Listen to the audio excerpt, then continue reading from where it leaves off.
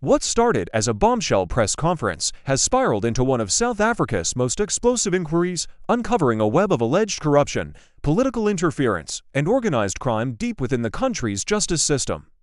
This is the story of the Madlanga Commission. Let's break down everything that's happened so far. The fuse was lit back in July 2025. KwaZulu-Natal's top cop, Lieutenant General Mkhwanazi, held a press briefing and dropped a bombshell. He accused the then police minister, Senzo Mkhwanazi, of deliberately interfering in police work by shutting down a critical unit, the Political Killings Task Team. Mkhwanazi didn't just talk, he filed a criminal complaint. The public outcry was immediate, and President Cyril Ramaphosa acted swiftly.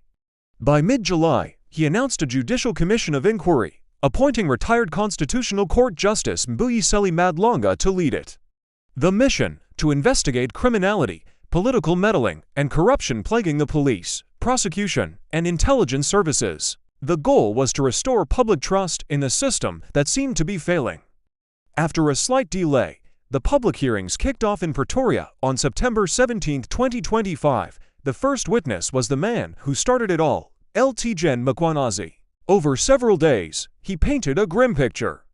He detailed how his successful Political Killings Task Team was abruptly disbanded in January 2025, right as it was making progress. He claimed this was due to external pressure from powerful figures, including a businessman named Vusimuzi Matlala. Mkhwanazi presented evidence of leaked documents and stalled investigations, including a high-profile case involving the shooting of an engineer linked to Transnet fraud. A few days later, the National Police Commissioner, General Fanny Matlala, took the stand and largely backed up Mkhwanazi's claims about the decision to shut down the task team. But the revelations were just getting started.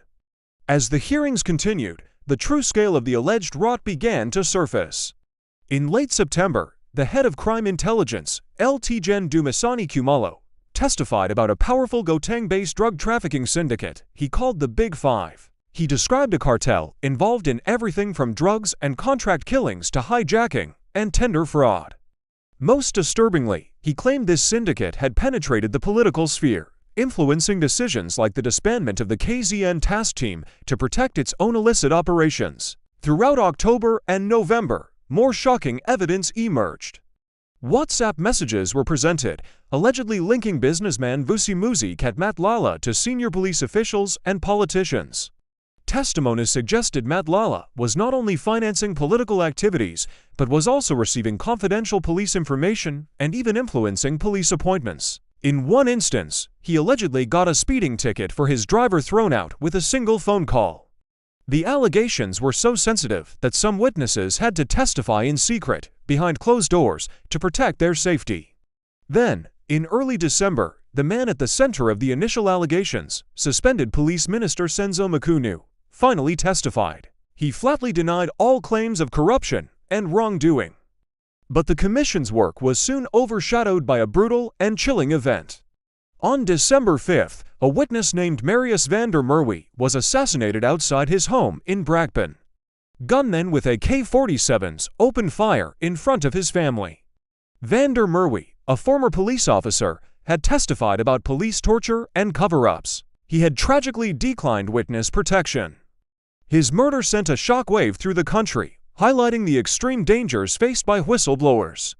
President Ramaphosa condemned the killing, but as of now, no arrests have been made. Just before the holiday break, on December 17th, the commission handed its first interim report to the president. It remains confidential for national security reasons, but the president has indicated that he wants to see immediate criminal action taken where the evidence is strong. And that brings us to today.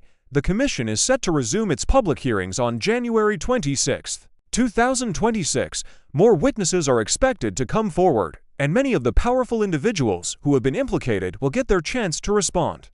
As this inquiry continues, it raises profound questions about the integrity of South Africa's state institutions and the safety of those who dare to speak out. The nation is watching, waiting to see if justice will prevail. Thanks for watching. We'll be keeping a close eye on the Madlanga Commission as it unfolds. Make sure you subscribe and hit the bell icon to stay updated on this critical story.